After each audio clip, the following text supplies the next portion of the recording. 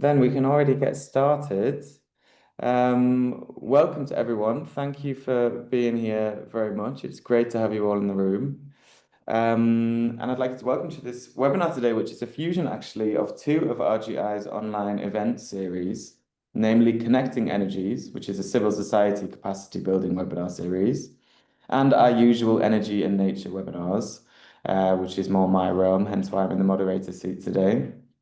My name is Liam Innes. I work at RGI as Senior Manager for Energy Ecosystems, or at least I have done for the past 6.5 years. And actually, this will be the last event that I moderate as I'm leaving in a couple of weeks' time. So I'm super happy to be here with you today. What is the kind of realm of this webinar? So in the past webinars that we've looked at on this energy and nature topics, we shine a light on good practices from around the world which reconcile the energy transition with nature protection. And in the past, that's really focused on key topics such as integrated vegetation management and ecosystem restoration around power lines. We've looked a lot into methods to protect birds and bats around power lines and wind turbines, biodiversity-friendly measures around solar parks as well, and even topics as wildlife management measures. This time, we're taking a slightly different approach, and we're holding an exploratory webinar into the topic of nature credits or biodiversity credits. And what do we mean by exploratory? Well, I mean, this is a very hot topic at the moment, and not least just because the European Commission's just launched their roadmap towards nature credits, but really because the whole world is talking about nature finance, nature credits, biodiversity credits. And this is not a topic without controversies.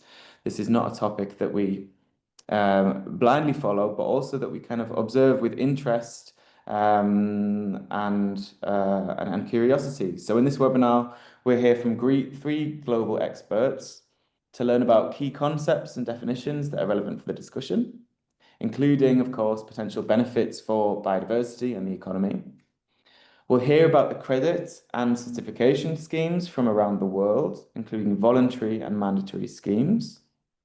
We'll hear about methodologies and legal frameworks, and we'll hear about the controversies that are also in discussion, including topics such as greenwashing, the metrics to be used, and indeed parallels with the carbon credit scheme. So I'm very excited to introduce you to our speakers, and I'll do that in just a second. But before I do that, let me just give a quick introduction to RGI and a few housekeeping points. So we are recording. Please rename yourself as well so that we can see what you're speaking. If you can do it like this, with your name and then your organization, so that when we get to the discussion at the end of the webinar, we'll know who's speaking.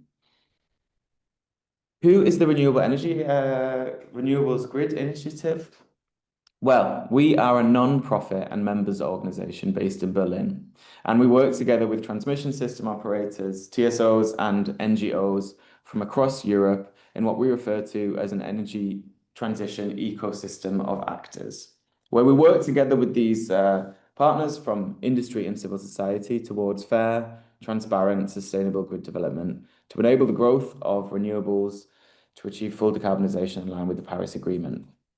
Here you see all of our partners on the screen, including the supporting members from Europa Cable, IUCN, and T&D Europe.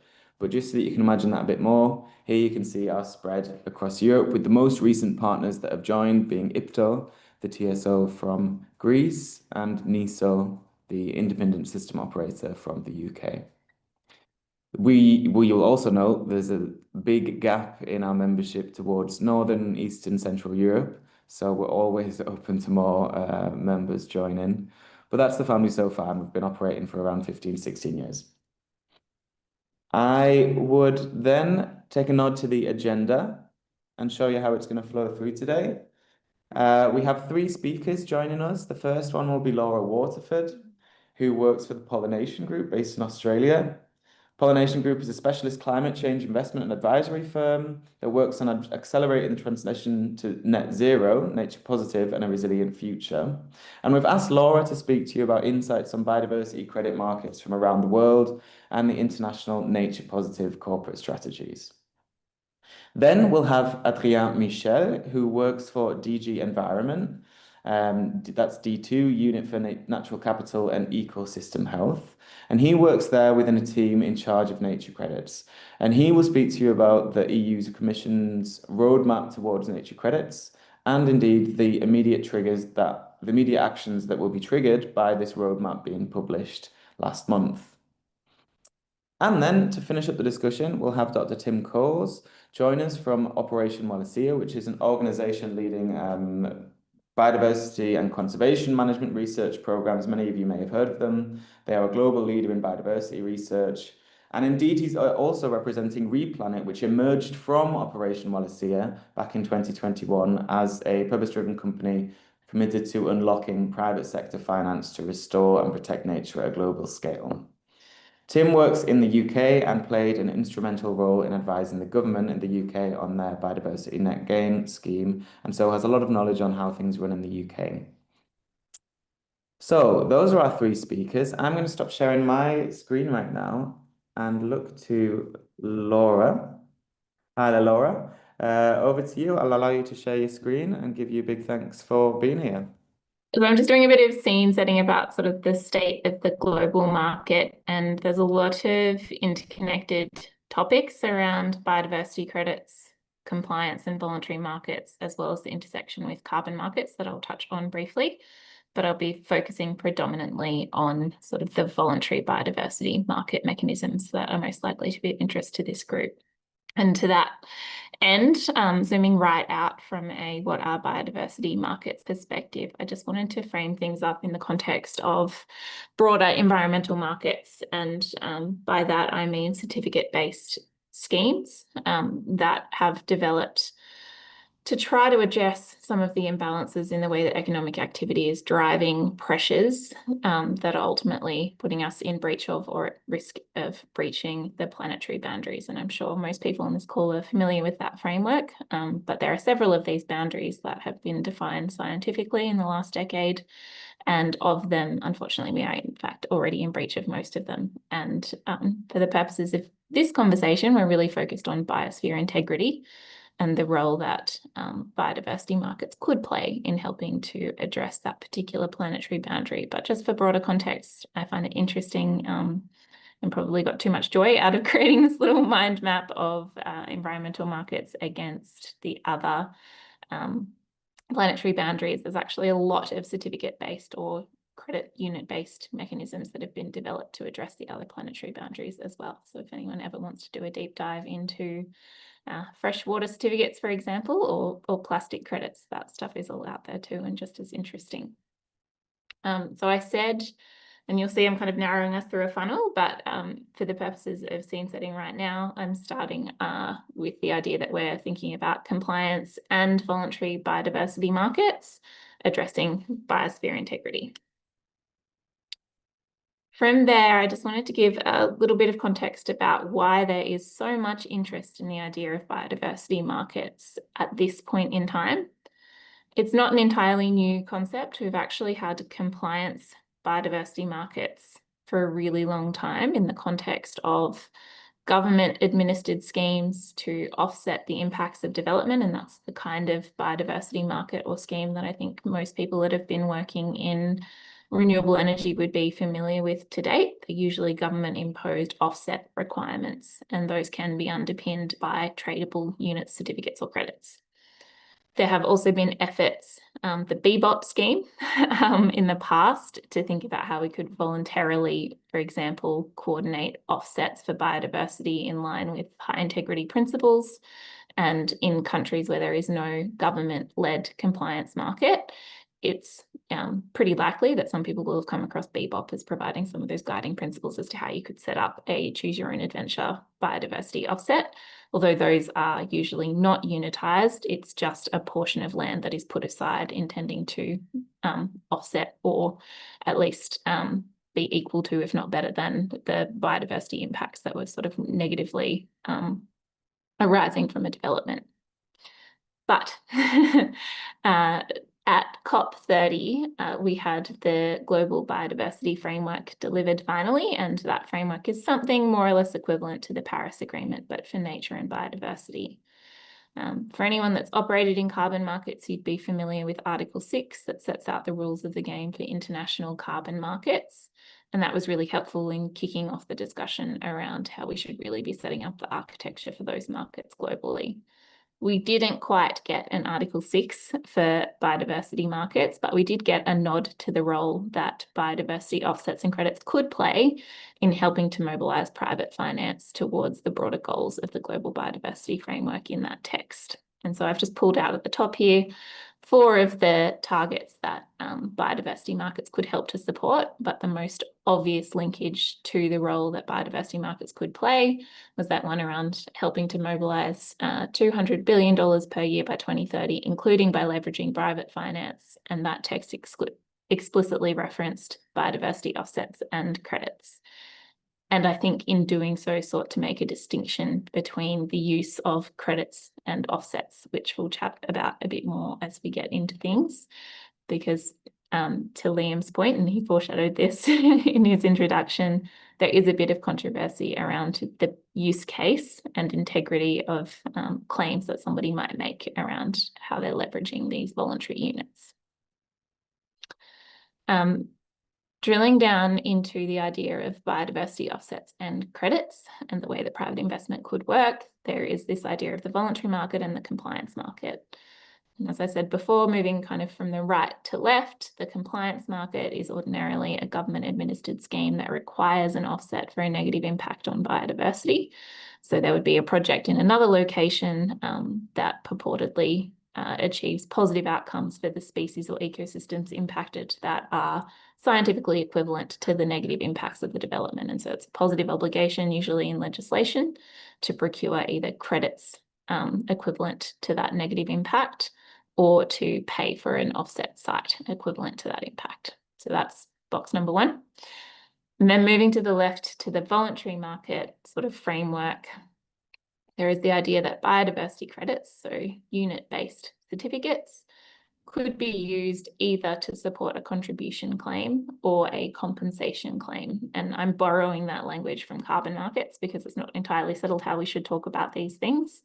But the idea of a contribution claim would be that a buyer has purchased biodiversity credits to do something ultimately positive for nature without reference to offsetting, for example, or compensating for a negative impact in another location. If we move into the compensation space, it's a little bit more complex. You could theoretically do that on a voluntary basis. There aren't too many examples of that being done, leveraging unitized biodiversity credits, but it's certainly something that's being spoken about and many are supportive of in terms of a significant potential driver of demand.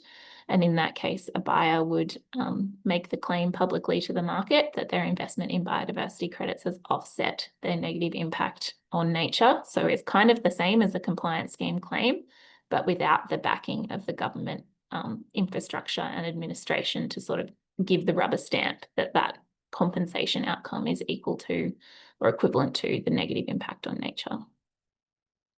The other interesting place that voluntary biodiversity markets crop up is when we're thinking about nature-based solutions carbon markets. And so there is also an intersection that it's important to think about where many nature-based solutions carbon projects deliver positive outcomes for biodiversity as well. And there's been a lot of discussion about whether or not there's a business case for separately unitizing biodiversity and carbon outcomes from the same project, for example. And if we were to do that, so to create 2 credit streams from one project, whether or not those things could or should be sold to separate buyers with distinct claims. And we'll get into that a bit more in the next slide as well. Those are kind of overarching concepts that we have to grapple with when we're trying to unpick what the role of biodiversity markets is at this point in the game. This is just a bit of a drill down into some of those concepts that I've just mentioned. So moving from left to right this time because they're numbered and I can't go 3, 2, 1.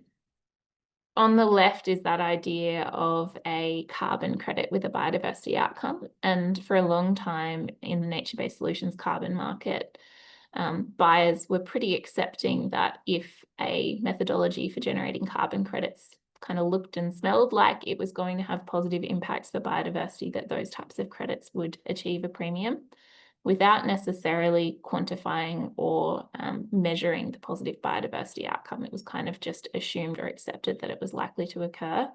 And there's been a little bit of a shift in the voluntary carbon market now towards buyers really wanting to understand how the biodiversity outcomes are being captured, measured and reported on over time alongside the carbon outcomes in order to justify that price premium. But that market is still very much alive, and that idea of a premium for nature-based solutions carbon credits with good biodiversity outcomes is definitely still true. And then in the middle there, we've got this idea of a standalone biodiversity credit. So that is the idea that you can do a project to generate a biodiversity credit completely decoupled from the carbon market. And you could do that for the purposes of generating a voluntary unit for compensation or contribution claims, which we spoke to on the previous slide. Or you could do that, for example, under a government administered but compliance biodiversity market where that market trades in certificates. On the right is the idea of stacked and stapled carbon and biodiversity outcomes. In the case of stacked biodiversity credits and carbon credits, the idea is that the one project would generate both credit types, and they could then be sold together or separately to different buyers. And if they were sold separately, need to be very careful about the claims that each of the buyers make. So the guy that buys the biodiversity credit can't be talking about the carbon outcomes, and vice versa in that case, to avoid double claiming. And then on the very far right is the idea of stapled biodiversity and carbon credits. And so that is where the two types of credits are generated by entirely distinct projects. So for example, it could be a wind project in Southeast Asia that's generated the carbon credit, and the biodiversity credit could be coming from Australia. And we've actually seen examples of that in the past. Where that's the case, those two separate units are notionally stapled. So contractually, they're sold together to the one buyer, and that buyer can then make the claim about both the carbon and biodiversity outcome. That's why it's all a bit complicated, because there are many ways to mix and match carbon and biodiversity and voluntary and compliance markets and compensation and contribution claims. And it is a bit of a beast to wade through on first viewing, but there are lots of people thinking about it and helping to develop the rules of the game. And I'm sure that Tim especially will speak to that shortly, because I know he's been deeply involved in the work of the Biodiversity Credits Alliance, which is a UN-backed organisation that's been really grappling with these things, and in particular the integrity parameters that we need to manage the complications that I've just spoken to for the last few years. I'm going to focus for a little while now on the idea of voluntary biodiversity credits, so ones that could be used arguably either for compensation or contribution claims. What I've got up here is actually, I must confess, a little bit old, because this is a very fast-moving space, but this should give you a sense of how many different standards are emerging with the idea of generating biodiversity credits. Many of these have already registered projects and issued credits. They're all over the world. And in the early days, I would say the hive of activity was actually Australia and Europe, but it's rippled out, and most jurisdictions now have got somebody thinking about how best to go about developing these types of projects. Something I think that's of interest is that for some of these schemes, they were private sector-led or NGO-led standards that were stood up initially, but governments more recently have also shown interest in creating regulation to administer voluntary markets to support the type of credits that would be bought and sold for contribution claims rather than compensation claims. So government has had a really long standing role in compliance biodiversity markets to support or to require compensation, but it's starting also in some jurisdictions to think about the role that they can play in administering a purely voluntary market. And the first country to do that was Australia. New Zealand's also been consulting on that. And there's some really interesting stuff coming out of Niue, which is in the Pacific as well. I mentioned before that there are some governance and integrity initiatives that have been also sort of playing in this space. And unfortunately, I'm afraid I left the BCA off this slide, but there are several kind of initiatives that are thinking about how to help create the rules of the game. And they kind of overlay this global landscape of different standards that have cropped up and are trying to create clarity on how they think they can best generate biodiversity credits. So with that in mind, and to give you a sense of what a biodiversity credit is in this landscape, and there is no one answer to that.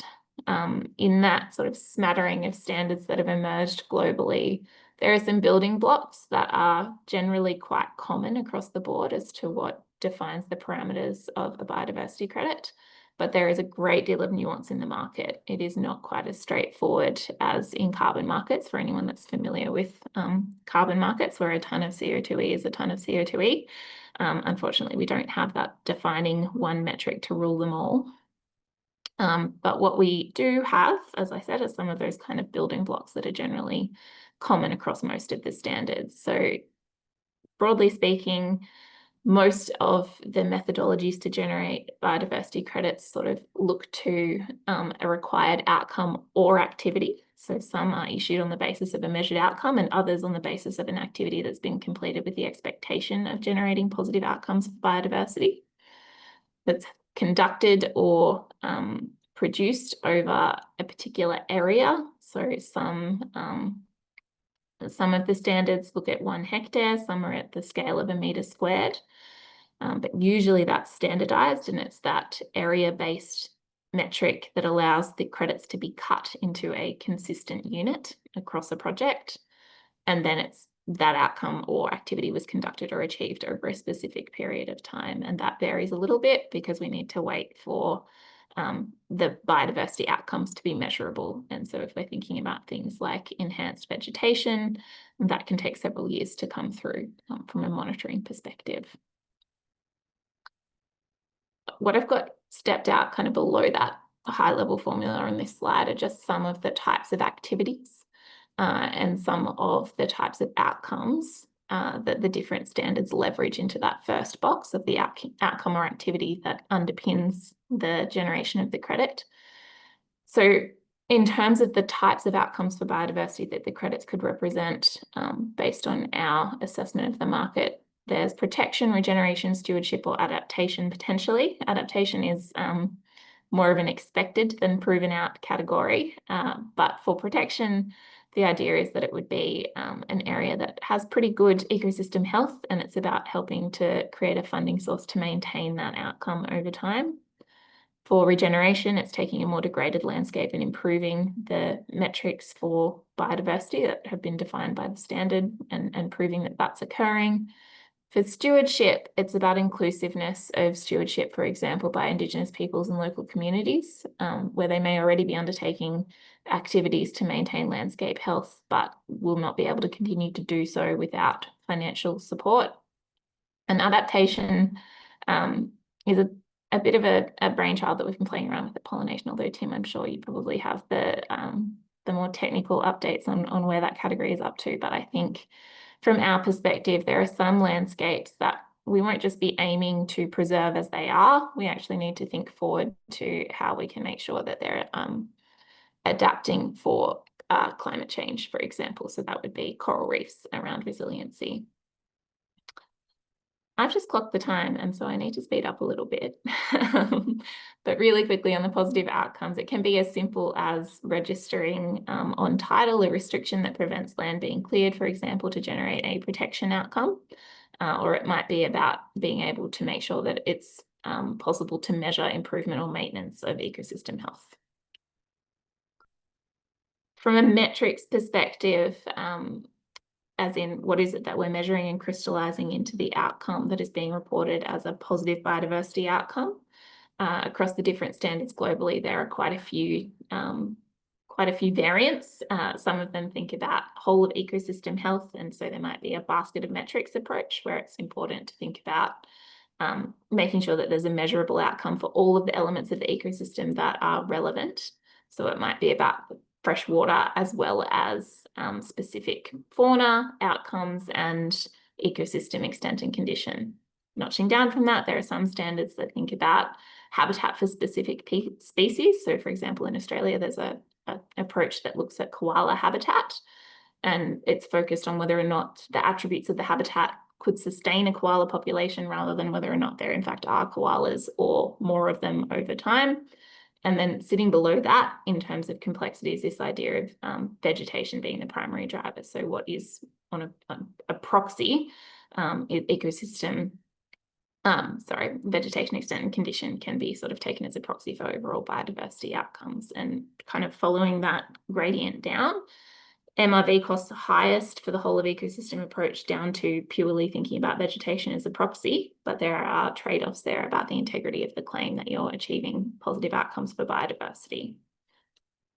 And that is the point of the diagram on the left here. It's just that in terms of the complexity of the MRV and credit design, there's a trade-off there around integrity for buyers and how much certainty they need around the specific metrics that underpin the claim. There's also a question as these methodologies develop about supply side inclusiveness. A lot of effort and thought has gone into the scientific basis for generating credits to make sure that there's a high degree of confidence in the outcomes in many cases, but we also need to have front of mind as this market develops the role of Indigenous expertise and whether or not we can make sure that the parameters for how this market works are inclusive enough to give credence to that really long-held and important knowledge. The last thing I'll say on this slide, and then I promise I am nearly done, is around achieving demand-side scale. That has been a huge question mark for the voluntary market as it's developed. But in fairness, the market didn't really exist even as a thought bubble before 2020. So between then and now, there have been quite a few transactions, and there's been a huge amount of momentum behind the development of these voluntary markets. But in that time, an awful lot of conjecture about whether or not we will achieve demand-side scale, and everyone is asking where that will come from and why you would buy these things. And so I just wanted to make this final point, which is what really is the business case for a buyer to invest in or purchase biodiversity credits on a voluntary basis. There's a couple of really obvious ones that link to the GBF, or the Global Biodiversity Framework targets, as well as the guidance from the Science Based Targets Network on how corporates should be seeking to drive nature positive outcomes. And that's what this diagram is seeking to kind of tease out. So the first case is around the mitigation of physical nature-related risks. There's something called the Task Force on Nature-Related Financial Disclosures Framework, which is the sister process to the TCFD. And what it is asking of corporates and financial institutions is to disclose specifically, amongst other things, the ways in which the business and value chain of any organisation is exposed to nature-related risks because of the degradation of ecosystem services, because that can give rise to physical risks that either exacerbate pre-existing climate risks or create standalone risks. One of the ways you can mitigate against that is by investing in nature-based solutions that are co-located with key points in a supply chain or in direct operations to help, for example, with the attenuation of flood risk. That is only one example, but I think the most obvious business case for investing on a voluntary basis for biodiversity credits to be helping with that TNFD reporting or the CSRD in Europe is to be thinking about leveraging biodiversity credit projects to do that, because it creates a really clearly defined and unitized way of describing the outcomes. The second really obvious one is around purely investing in these products for the sake of backing a voluntary nature target. So many leading corporations, for example, have got targets that they have publicly published around contributing to X area of positive biodiversity outcomes. And again, one of the most straightforward ways to substantiate that kind of claim is using biodiversity credits where they are underpinned by an area-based metric. The third, last, most controversial case is where you may, as a project developer, for example, seek to use credits that are generated in the voluntary market to make a compensation claim. And I think that there's real merit and potential in that type of use case. But from an integrity perspective, it introduces a new dimension of ensuring that the outcomes that are financed by the biodiversity credits are equivalent to the outcomes that were kind of negative for biodiversity. And as I said at the start, for government administered compliance schemes, that kind of makes sense because there is a government there giving the stamp of approval that you've used their black box calculator appropriately and that those outcomes have been achieved. And it's not to say that that couldn't be done on a voluntary basis, but it is a lot more complex than making one of the claims aligned to the first two use cases. And I think without an independent third body arbitrating whether or not those outcomes are equivalent, it just introduces a huge amount of risk from an integrity perspective. But it's not to say that we can't go there. It will just need to be thought about very carefully, and there would need to be a great deal of transparency around the calculations that sit behind it. Thank you, Liam. I'm sorry that I ran over. No apologies necessary at all, Laura. Thank you so much for that presentation. I have learned more in the last 15 minutes than I have in months of trying to research this topic. So that was really, really excellent. Thank you. Adrien, I would ask you to share your camera so we can see you. I believe you may still be called Liam Innes because I sent you my link. So feel free to rename yourself as well. Myself, Liam. Ah, there you are. Wonderful. I don't know if other people can see me, but yeah. We can see you now as well. If my colleague Esther makes you co-host, you should be able to share your screen as well. Excellent, thanks a lot, and good morning, everyone. And you can already start with the next slide. My name is Adrien Michel, and I'm working in DG Environment, as Liam said.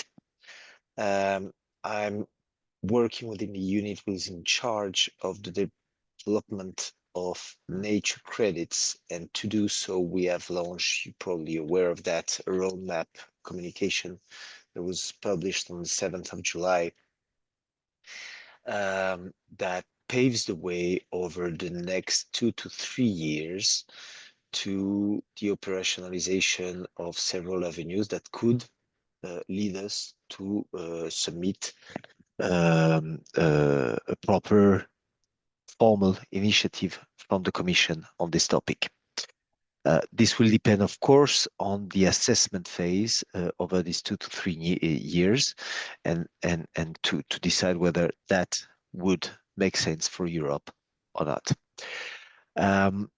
And indeed, this roadmap really intends to explain a little bit further the economic and business case for nature positive action, not as detailed as the presentation from Laura, unfortunately, but still reasonably descriptive enough in order to make an understand what we are looking for and what are the elements we are trying to take stock upon. And this is mainly the experience gathered on carbon markets, and notably the upcoming entry into operation of the CRCF regulation, that is the carbon removal and carbon farming regulation. And then we will, in the fourth section, we are explaining how we're going to develop nature credits, and I will get back to this in the last slides. Next slide, please. So, what is the first element, the rationale for us to look for nature credit as a potential solution? It's clearly that you probably know that we have in Europe a biodiversity tracking system coupled with a biodiversity spending target. We have set ourselves an increasing target over time. So within the current financial framework, we have established an increasing target from 7.5% of the total EU budget being spent on biodiversity 2024 up to 10% for next year, 2026 and 2027. And to do so, we have a number of instruments to spend on biodiversity, be it on an indirect or a direct manner. So indirect manner, you can think about cohesion funds, which are for regional policy. You can think about the Common Agricultural Policy Funds, or the InvestEU, which is the guarantee system managed by implementing partners such as the EIB. But you can have also dedicated calls, such as through the program, the research program Horizon Europe, or the LIFE program. This equates more or less to give you a flavor between 15 to 20 billion euros per year. That is what the 10% represents on average. And it might look like a lot, but at a whole continent scale, this is not that much. And we understand that indeed public funds cannot cover it all and should be used adequately for several reasons, one of them being to support the public goods, where you have very strong ecological, social, and equity concerns. You may target also needs to restore areas for projects who do not have necessarily a high economic return, but still are extremely important for the health of the ecosystems you're considering. Or you can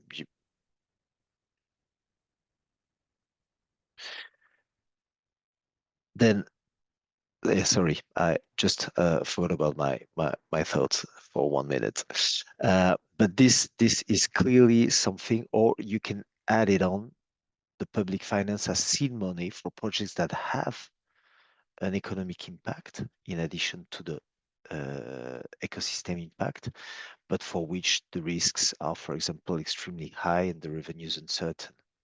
And this is where the public financing can be used as an element of blending facilities or hybrid financial solutions. But in all cases, it is clear that the public funding will not be enough to cover the whole needs and the potential gaps in biodiversity finance. This gap being very extremely difficult to calculate, but still you can have some estimates at EU level that are supposed to go up to 37 billion euros per year, but that covers the whole of biodiversity, including soil health. But all in all, no matter how much the gap is, the investment needs are so huge that you need a private finance component in order to achieve the global target that the European Union has committed to through the GBF. Next slide, please. And in order to attract private finance, you need to identify business cases. This has been presented already by Laura in the previous presentation. But how we see things, generally speaking, is that you have a number of business cases, a number of demand drivers that have been identified, and I will list them down briefly. But all of them are, in many cases, standalone arguments that provide a scattered picture of the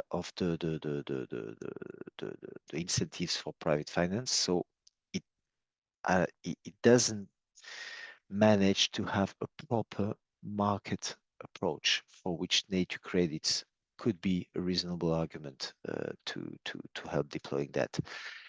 Within the business cases, you have several arguments. One of them clearly the reputation, either to mitigate the reputational risk or to increase your green image into the market, especially for companies that have a direct interest to do so because they are directly relying on ecosystem services.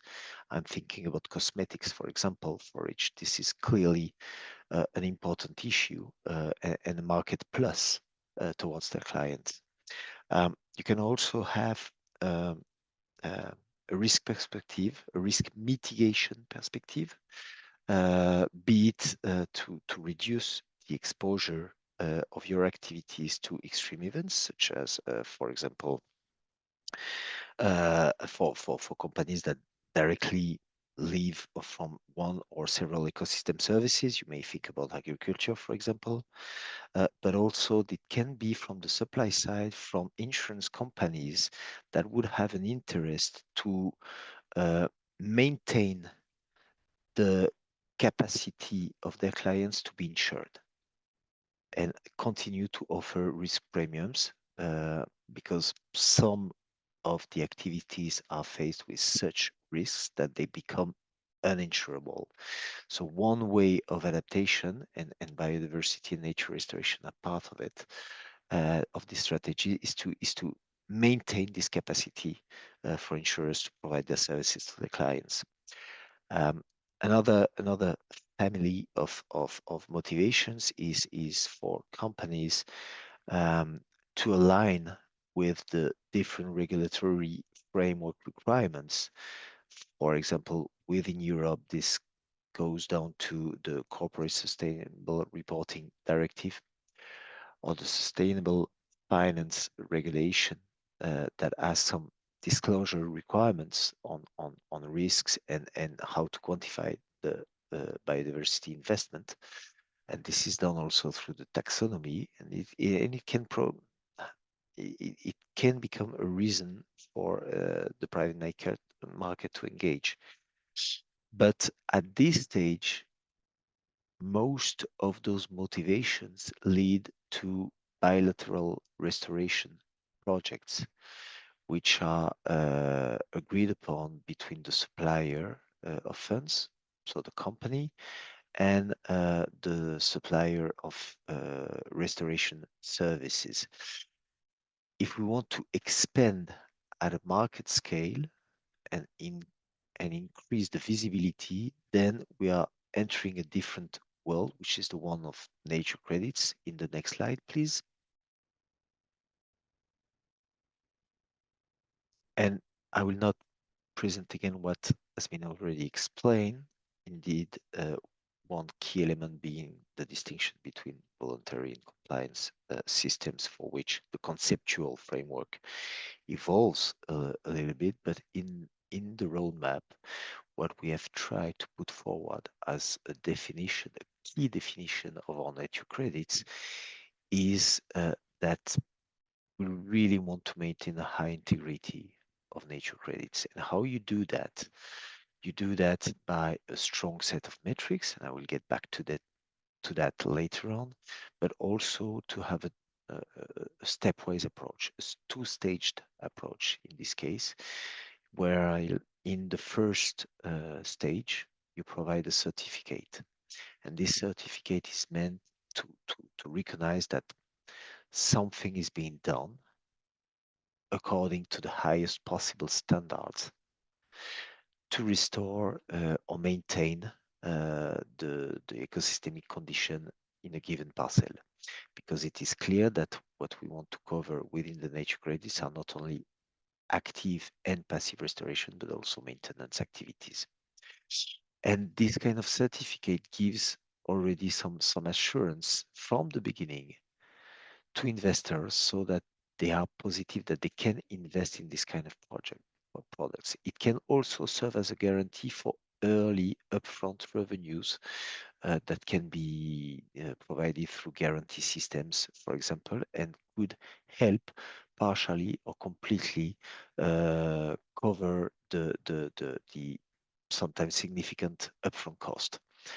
And in the second stage, once the nature restoration or maintenance activities have been undertaken, you need to have a proper monitoring of results, which will in turn help certifying the release of credits, of nature credits, which will be in turn tradable units to be exchanged in the market.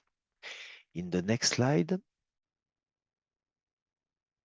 we will address some of the key challenges we have identified to date, and we will want to discuss with stakeholders over the next 2 to 3 years. The first battle to be won.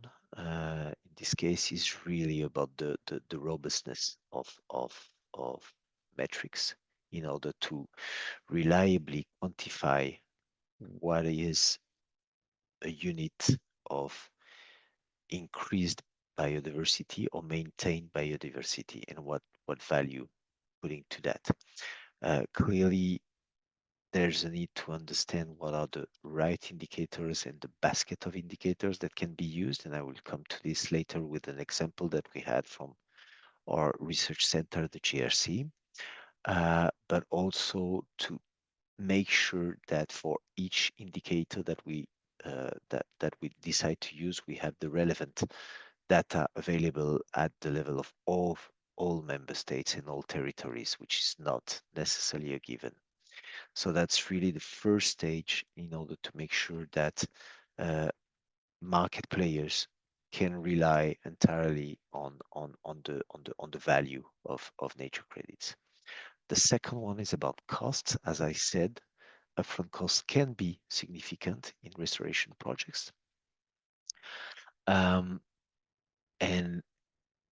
you need to find a way, and in addition to that, if you undertake the certification process for your restoration and maintenance activity, it can lead to additional costs that will pile up to the investment cost. And those costs can be one-off, but also running costs, of course. But there is a time gap between the moment when you invest and the moment when you get the potential benefits from your nature positive actions. And these upfronts had to be accounted for, and to some extent, partially or fully covered by instruments. This can be done through technical assistance, of course, but it will not be enough to cover all the investment needs. And nature credits are also an interesting way to provide insurance to upfront investors that they can get returns in the long run. And this in a second stage go down to the benefits that, as I said, can take several years to materialize. And you need to see for how long you need to cover this risk. And also they are by definition, to a certain extent, uncertain. So nature credits would come up with a need to a certain extent to provide some guarantee mechanisms in case the actions do take place, but the results for unforeseen events, for example, are not able to materialize. Take the examples of wildfires. Another challenge that we have identified is the proliferation of scheme, which is as such very good news because it proves that this is gaining traction. But of course, you need to ensure the reliability, the interoperability of all those schemes in case you decide to go for an international approach on nature credits, and make sure that these can be exchanged, traded, and have a similar value in a given scheme. And finally, and probably not the least important, is to reassure investors that this is an interesting instrument to invest in.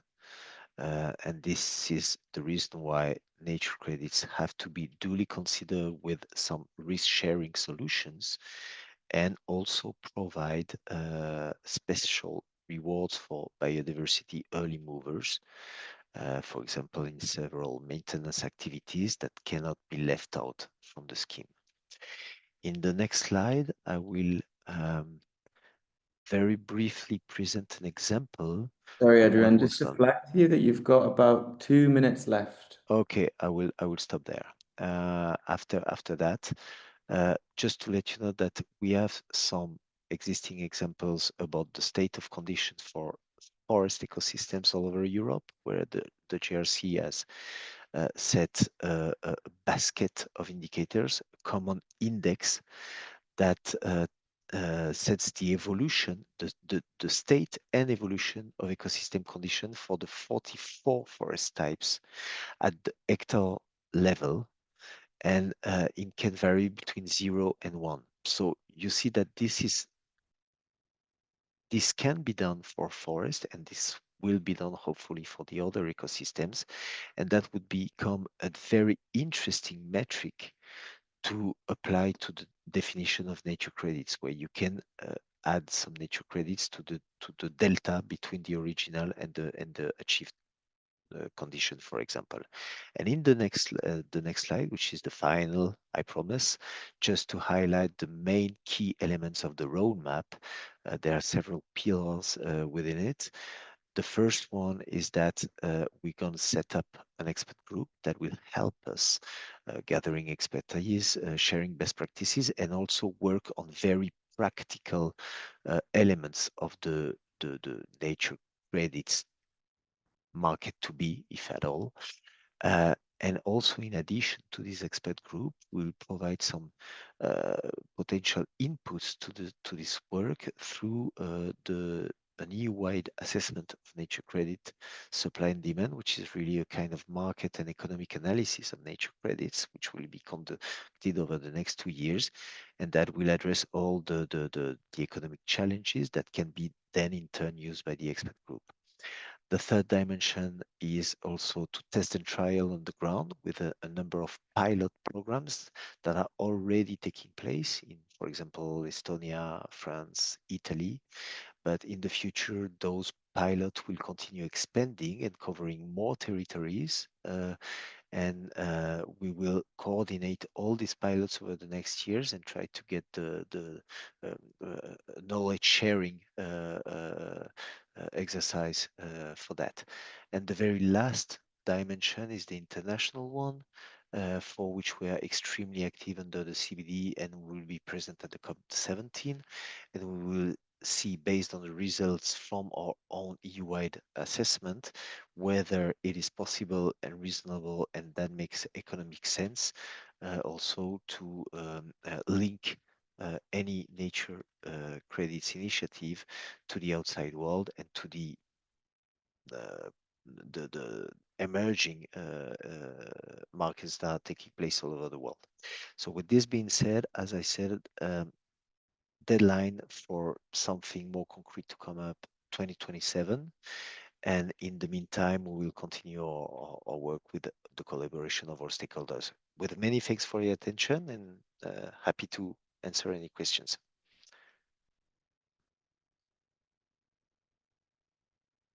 Fantastic. Thank you so much for that great presentation. It's really great to hear directly from you what it is that the European Commission, the European Union is looking at doing. I'm sure there'll be many questions, but in the interest of time, I'd suggest that we move straight on to Tim's presentation and then we move into the discussion afterwards. So over to you, Tim. Tim, by the way, is joining us from Costa Rica, where it's 2 a.m. in the morning, 3 a.m. now. So thanks again, Tim, for being here. It's great to have you, and we're looking forward to your presentation. Right. Good morning, everybody. But thank you very much for those two presentations. That's really nice and clear. So just what I'm going to do is try and dig down into a little bit more detail about how some of these things work or could work in practice. Well, firstly, let's start with compliance markets, because there are a few countries that have already got compliance markets, and some, like the US, have had it for quite a long while. What was unique in the UK is they developed the concept of not just offsetting your own biodiversity losses, but ensuring that you had at least a 10% increase. Now, that system works on habitats, and quite a few of them work on habitats. And in order to get a replica of what happened in the UK, what you would have to do is to get all of your international experts in a country to agree on how to rank habitats, because that's effectively how the UK one works. So every habitat has a different score. You look at its condition on a score of 1 to 3, multiply those two together by the area. So for each of the habitats, you do that, add them all up, and that's your score at the beginning of your project. And then after you're finished, you've got, of course, then to have at least 10% more. Now, that's a huge amount of work for people to do. I mean, it actually only works in England and Wales. Even the Scots don't use this one yet at the moment, but shortly they will, I'm sure. But it is a very neat way of being able to get a single unit to show what the value of of a site is in terms of overall habitat. Now, in the UK, that's led to the development of off-take markets, where essentially land is prepared as a conservation uplift project, and developers that are doing a project that requires to get that 10% uplift have the opportunity to buy into those projects. It's not very big. It's really not going to affect much more than about 2,000 hectares per annum, because it depends on what development projects are happening. It's only basically new projects. So something that requires an EIA could potentially require a 10% biodiversity uplift. So that leaves a huge amount of area and a huge amount of activities that are not covered by the compliance market. And this is where the voluntary market comes in and is likely to be much, much bigger. Now, there are three main problems with why biodiversity isn't trading properly yet, and there's less than $8 million worth of credit so far traded in it. One of which is, what is the unit of gain? We know what it is in carbon. It's the ton of carbon dioxide equivalent. What's the equivalent in biodiversity? Because without that, you really can't start trading. And essentially what you've got is that nearly 100 different biodiversity credit schemes at the moment around the world. Not quite, but we're very close to the 100 mark. And most of them are producing outputs in completely different formats. So if you did project A with methodology A, you couldn't compare it to project B using methodology B, because they're measured in completely different outputs. And so what we really need is not a credit. What we need is a unit of gain that we all agree on, and that can then have a whole series of methods developed to actually deliver those in the same way as we did with carbon. So if you're going to do that, what are the criteria you'd look for in order to decide which is an appropriate unit of gain? Well, the first one is it should be open source and free to use. Anything that belongs to a particular set of consultants and only they can actually give you those figures is never going to scale. It really has to be open source. It also has to be universally applicable. So it has to apply to coral reefs in the same way as it does to deserts or tropical rainforests or whatever. It has to have, in our view, independent third-party verification. So, people come to me quite often and say, what metrics and methods would you use at this site, Tim? And I say, well, it doesn't matter what I think. In the end, it's the independent verifiers that it's most important to be able to convince. And having that independent third-party element is absolutely crucial. Fourthly, we have mentioned that there are some projects that are looking at indirect measures of biodiversity gain. Let me just give you an example of why this probably doesn't work terribly well. I'm going to look at Fiji, and you've got lots of mongoose there, dwarf mongoose, introduced into the country to control snakes and so forth, and they've been massively successful. We worked there for 2 years without finding any reptiles or amphibians, barring cane toads. They've pretty well wiped out the land birds. They've also massively reduced the endemic snail species. So if you said, look, I'm going to reduce the mongoose population by 10%, do you really think you'd get a 10% uplift in biodiversity? If you did it by 50%, would you? No. You would get a massive uplift if you eliminated them, but before then, you couldn't really correlate what the benefit would be. In other words, there's not a linear correlation between reducing a threat and then having an impact on biodiversity. So we regard that one of the metrics should be directly measuring the biodiversity, not trying to imply it. Now, if you measured absolutely everything at a site, everything from soil invertebrates to mammals, then you could reasonably say, okay, this site has improved by whatever percentage it is. Well, nobody's going to do that because it's going to cost too much money. And at the other end of the scale, you've got an indicator species, a single species that is changing. Well, the chances of that reflecting overall changes in the other metrics is pretty low, to be honest with you. So the answer, we think, lies somewhere in the middle of all of this. In other words, you should look at multiple taxa rather than a single species, but you don't have to do absolutely everything. I will come to that in a few moments. The next one's really crucial because I noticed there was a mention of in the European Union looking at species richness, for example, for birds. Well, I'll give you another example from Fiji on this one. If you go into a really pristine lowland rainforest in Fiji, which they do still exist, you'll get about 10 species of breeding bird. If you go to the sugarcane fields next door to them, you'll get 20. So on that basis, just on species richness, you'd say chop down that horrible rainforest and replace it with very nice sugarcane. But nobody really thinks that. And the reason you're getting such a strange result is you're just looking at numbers there. What you need to do is weight your species by conservation value. And you do that on a 0 to 5 scale, 0 being an invasive, you don't want it, and 5 being a critically endangered species. If you do that in the Fiji example, all 10 of those birds in the forest are endemic to Fiji, and their population are restricted just to those areas. There are 5. So you get a score in that case of 50 if you weight each one by the conservation value. If you go to the sugarcane field, half of the species there are invasives, a 0. The other half are very, very common. So you get a score of 1 for each of those. So if you then multiply that up, you've got a score now of 10 for the sugarcane field and 50 for the rainforest. And that's that feels much more right from most conservationists' viewpoint. Most conservationists wouldn't suggest that you chop down nice lowland rainforest and replace it with sugarcane. This gives you figures that much more closely reflect that. We know that 70% of the world's biodiversity has declined. But it isn't species loss, it is populations or biomass that have been reduced. Obviously, they're on the way to extinction because of that. So whatever measure you use needs to have a measure of relative abundance. So in other words, if you've got a site where you've got rare species, for example, and you succeed in increasing those populations, you should benefit from that in terms of the way in which you're scored.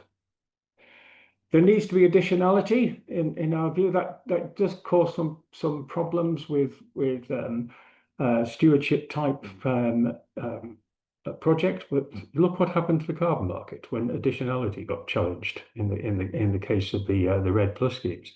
It virtually wiped it out. I mean, it went from an $8 credit down to less than $1 in many cases now, because of the challenges to additionality. So to try and start a biodiversity credit market and then say, well, we won't worry about additionality seems to me to be the height of insanity. It's the one thing you do need to protect. In other words, if you're buying a credit, that biodiversity would not have happened, or in terms of improvements, without the funding you provided in order to make the necessary interventions. And then finally, permanence. We work on the basis of many organisations do we're aiming for 100 years permanence in the same way as we do with carbon. Some methods, there is actually one that does a 1 month permanence, but there's others that do a 1 year permanence. And to be honest, we think that does undermine the value of those particular units. So if you applied each of those criteria to the 100+ different metrics, what would happen?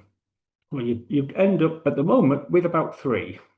You'd end up with the Wallacea Trust method, which is the one I'll describe, the Plan Vivo method, and also the Vera method. And each of those methods, in their own way, meet each of those criteria. Now, some of the other methods could be adapted to also meet those criteria. But at the moment, there are only those 3 that I know of. So let me explain how the Wallacea Trust one works, and it's an example of one of these. Vera works very similarly, by the way. So firstly, it uses the Consumer Price Index, which is a basket of goods and services that every country prices up every year. And we compare inflation rates between countries. But every country's got a completely different basket of goods and services. And so they should, because what you buy in Australia, Laura, is very different to what we buy in the UK. So therefore, that's what you're measuring, what people in those countries are buying. Well, if you can use that approach for high finance, why can't you use it for conservation? Why can't you have a basket of metrics that reflect the conservation objectives of what you're trying to achieve? So if you're looking at a coral reef, for example, And the metrics would be rugosity, how many nooks and crannies and holes there are in it. It would be coral cover, species richness, and biomass of commercially exploited invertebrates, herbivorous fish, and piscivorous fish. Now apply that to a rewilding site in Sussex, for example. Not one of those is going to work because you're not trying to increase coral cover on a farm. What you're trying to do is increase soil biodiversity, detritivores, pollinators, breeding birds, higher plants. In other words, you choose your metrics that reflect what you're trying to achieve at that site. You then weight each of those species on a conservation value of a 0 to 5 scale, which I've just explained. And you do the same for using a reference site to look at relative abundance, and you quantify that on a 1 to 5 scale. So each species, let's take an example. We're working in the UK, and we look at the sparrowhawks at a site, and we've got a conservation value of say 3 because it's an amber listed species, and we've got an abundance value of 2. And if you're interested, I'll explain how all that works, but it's a bit complicated in a short talk to be able to go through that in detail. But you then multiply your 2 by 3, gives you 6, and you do that for every one of the bird species that you've got. Add them up, and that gives you a score. And then what happens is 2 or 3 years later, you go along and you redo your surveys. And now the abundance of some of those species has increased on your site. And you might have 1 or 2 additional species, although of course you may have lost 1 or 2 species as a result of changing your habitats. And so your new number should now be higher if the intervention is working. And that higher value will be a percentage difference from the baseline. But you haven't just looked at birds, you've looked at soil invertebrates and plants and detritivores and pollinators, for example. They've all changed. They'll have changed by different percentages. So what you do is you take the median of those values, which we found to be the most conservative of all the options we have available. Take the median, multiply it by the number of hectares, and that gives you the numbers of units of biodiversity gain. That's not the same as credits. It's the number of biodiversity gain. So whilst we're looking at this, where does the independent verification come in? Well, if you look at sort of carbon monitoring, if I'm doing a carbon project and I measure my trees in, let's say, May, and I then the VVB teams come on out and they say we're going to check whether those trees are actually there, and they come in and they measure in August, it doesn't matter. The trees will still be there, and they won't have changed very much in that time period. If you do the same for biodiversity, you get completely different results. In other words, having auditors in the field at different times to when the surveys happen is nonsensical. You have to embed them within the survey teams. And then what do? I mean, they're going to say, okay, well, that bird guy actually did record for 10 minutes. If they're not experts themselves on the particular tax, there's not a lot they can actually comment on. And so the Biodiversity Futures Initiative, the way it does auditing is a lot more rigorous than that, because what they do is an independent grouping of academics, basically. And what they do is they ask for every piece of biodiversity information you've gathered on each taxus. So if you're doing eDNA, for example, they don't want the printouts, they want the raw bioinformatics. They want the camera trap data, the sound data, everything. They want your data sheets, and then take a sample of each of those data, compare it against your data sheets, and check that you've got the identifications correct and so forth. And if everything's working on that score, they recalculate everything and they give you 1 of 3 answers.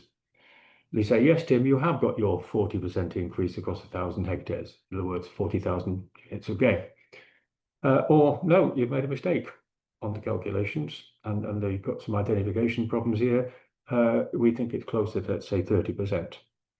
And then the final one is go away, because this is so bad, we can't possibly quantify it because you've measured the wrong things.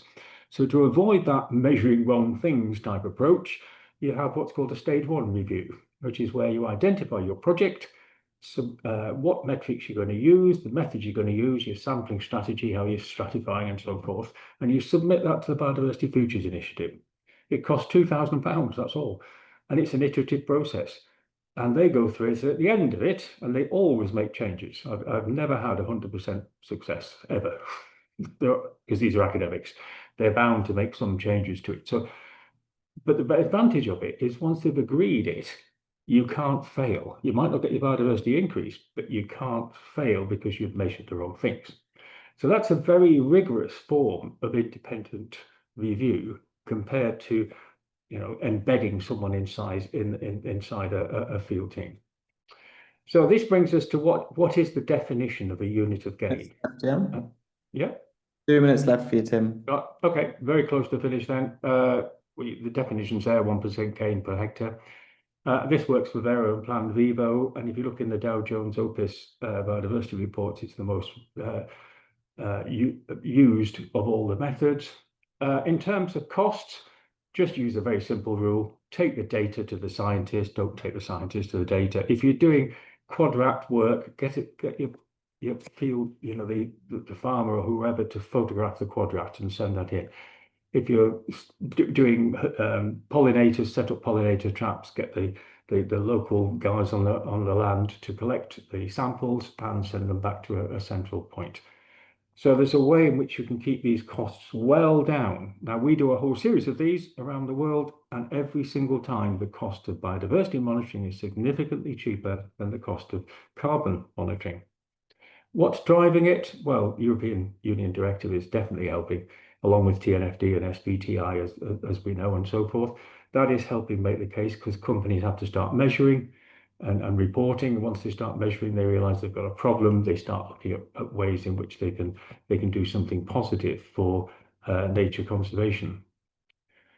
So, in summary, the reason that I think this is important for your linear infrastructure type of approach is it's useless, by the way, when you come to choose your route or which is the best route to take. Don't use this sort of thing. Use something much more simple, like an existing database like STAR, for example. But once you've got your infrastructure decided, you can take a baseline, and then you can then remeasure over the years to see what the impact of your site has been. And this allows you to have independent academic peer review through the Biodiversity Futures initiatives. It allows you to quantify the units of biodiversity gain. You're not just saying, we've done this, we've got an improvement. You're saying what the size of that improvement is. And you can actually then list those units on a platform that's developed by Renew Earth. And they can then be displayed. And then when you report them in your ESG report, they can be retired. And that's a crucial element. You don't want corporate saying we've got 20,000 units of gain in 2025 and then saying the same thing in 26 because it's the same biodiversity uplift they're talking about. It allows you to retire them in the same way that you can with carbon. Okay, I'll finish there. Thank you very much, Tim, for that great presentation. Really great to hear from you all, and I think we've taken a lot of knowledge there from everyone that's spoken. So now we have 10 minutes left where everyone can ask their questions. So feel free to raise your hand, the audience, if you've got any questions for our speakers. I'd ask you as well, if you can, to turn on your camera now so that we can get into the discussion. And I'm very curious to hear what questions you've all got. I've certainly got some as well, but I'll let the audience go first.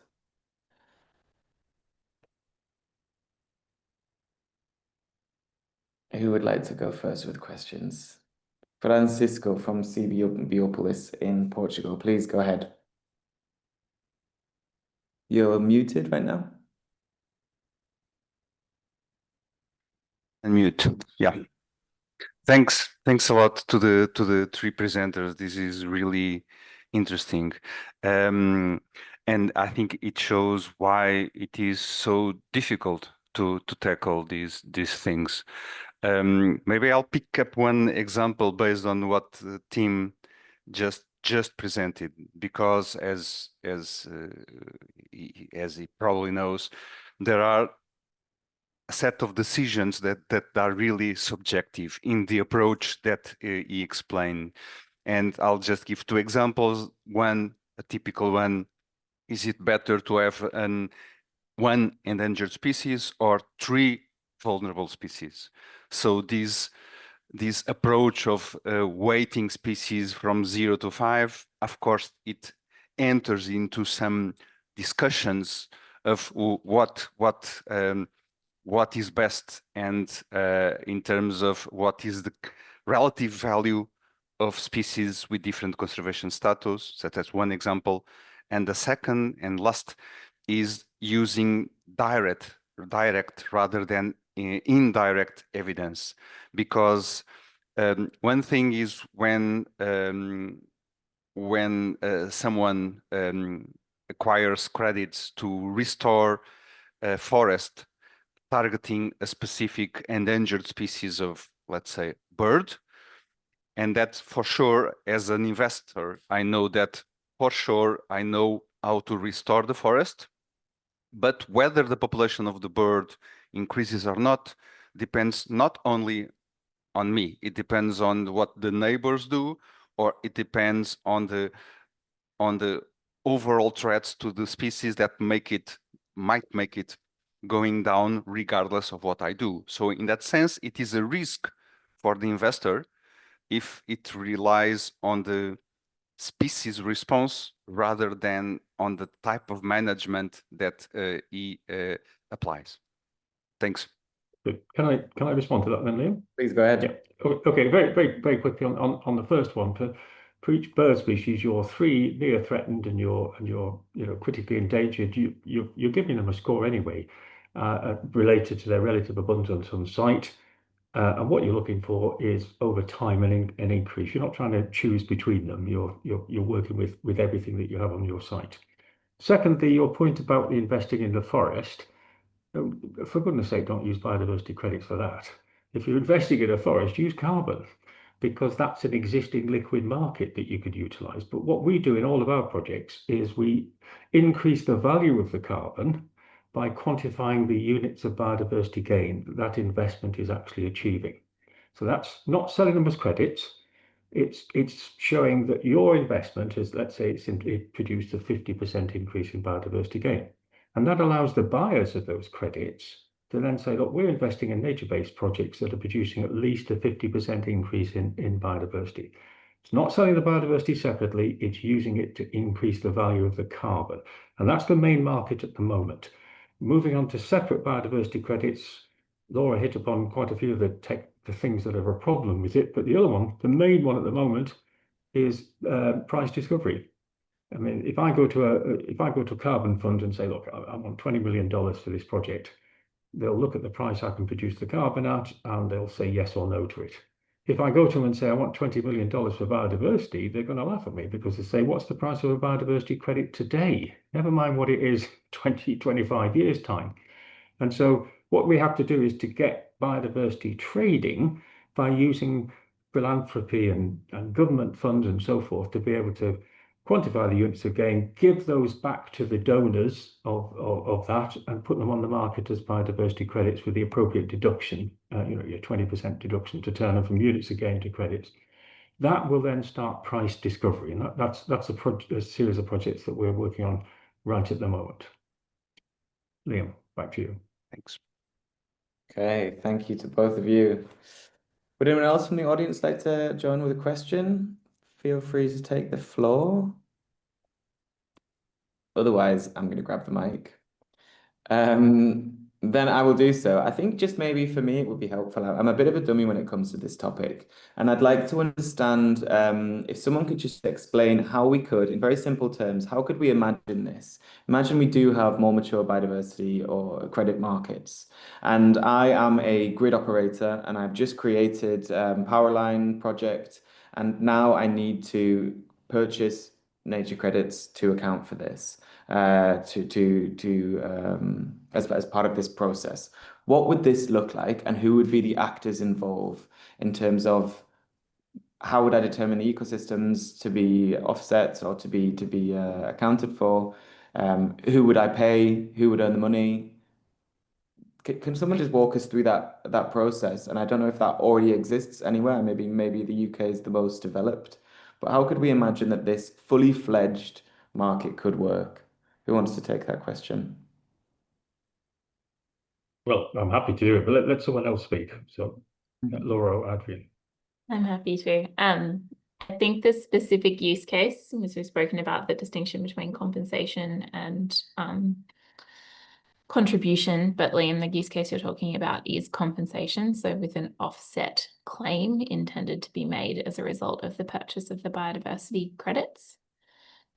In the UK, Australia, the US, many other jurisdictions globally, there are government administered frameworks or schemes that support that process. So a project developer would need to undertake an environmental impact assessment, and then based on the outcome of the impacted species and ecosystems as a result of land clearing ordinarily, there would be a calculation as to the biodiversity impact in line with the calculator that has been designed by government to support that scheme.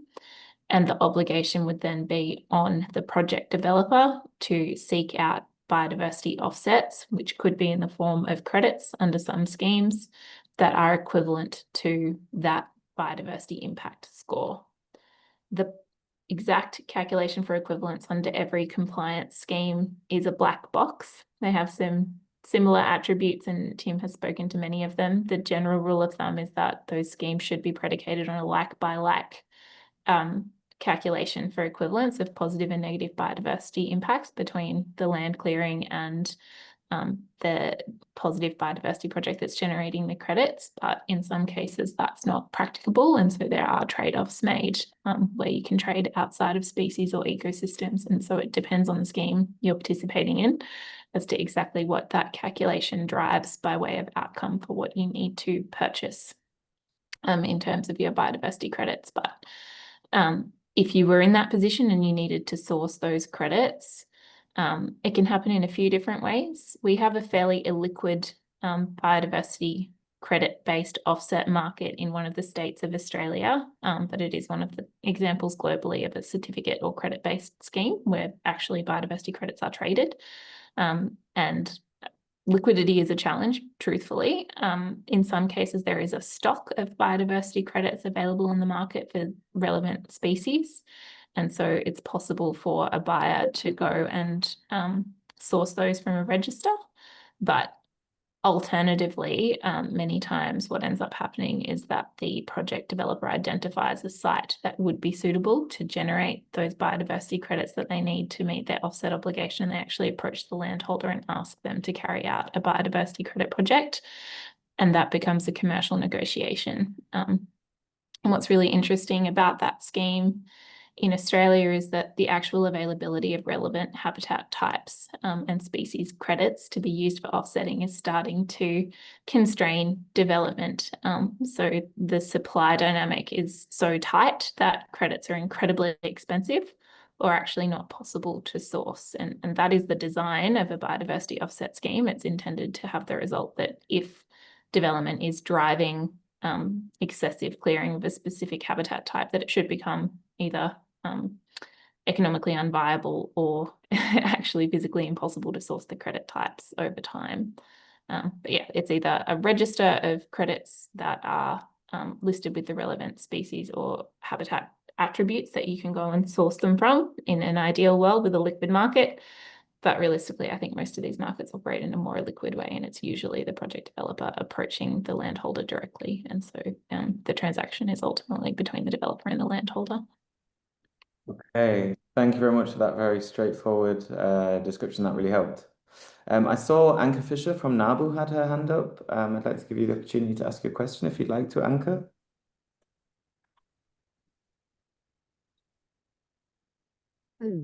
Hi, Tim. Hi, Laura. Hi. Nice to meet you. Or to see you again. My question was about the additionality and the stacking of carbon credits and nature credits. So maybe Tim and Laura, you have some experiences, and you can give us some guidance on how to design projects and how to avoid pitfalls in this context. You go, Tim. Okay, I'll start with this one then. Okay, so I mean, additionality is really simple. It's basically, would the same biodiversity change have happened whether or not I bought my biodiversity or invested in that scheme? That's essentially what it is. And so you have some schemes. For example, there's one that basically takes over the funding of an African park for a year. And at the end of that, then the original funders come back in again if they haven't sold those credits. There, you're really struggling with the concept of additionality because that they would have funded that anyway. So, you've got an issue there. But in many of these cases where it's claimed that there's no additionality, there very definitely is.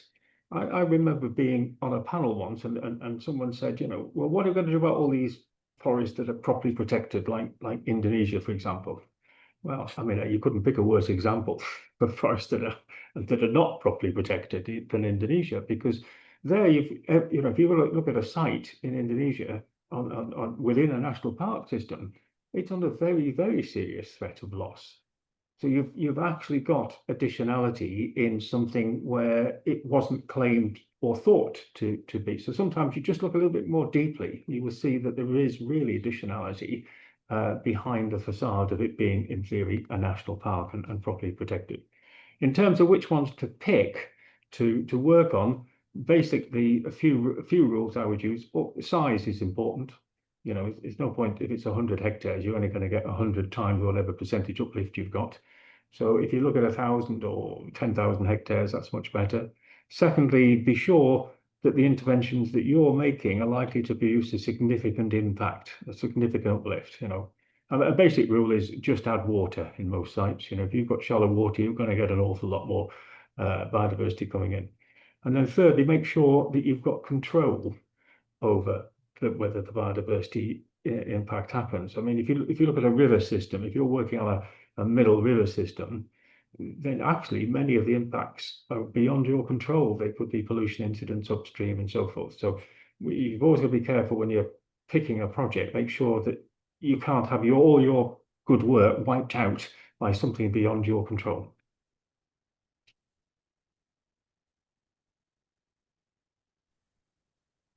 Okay, does anyone go ahead, Laura?